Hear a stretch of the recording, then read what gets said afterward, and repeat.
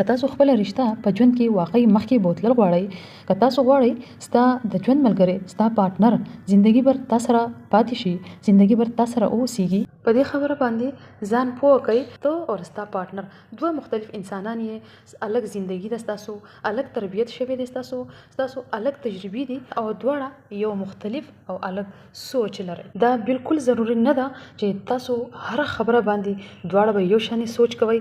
اصل خبره دا ده چې کله څه اختلاف تاسو ترمنځ راشي نو تاسو د یو بل خلاف ودرېږئ یا یو بل سره سات. هر بحث ګټل ضروری نه ده. کله کله یو دوه انسانانو یو بل پیژندل ډیر زیاته ضروری ده چې کله په غوسه کې او په قهر کې هم د یو بل خبره واورئ. دا مه سوچ کوئ چې د چا غلطي ده، بلکې دا سوچ وکړئ چې دا مسله موږ یو ځای څنګه حل کړو.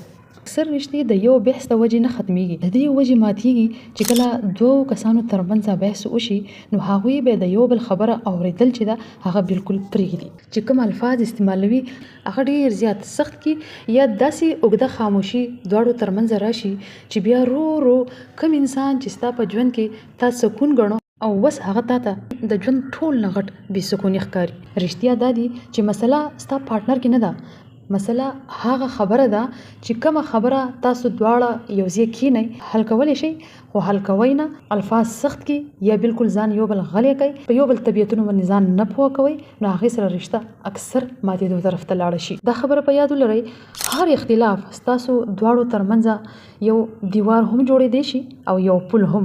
اوس فیصله صرف دومره ده تاسو دواړه د یو بل خلاف ودرېدل غواړئ یا یو بل سره په ژوند کې مخکې تلل غواړئ، هغه مسله حل کول غواړئ. امید لرم چې ویډیو به ستاسو خوښ وي. الله په امان.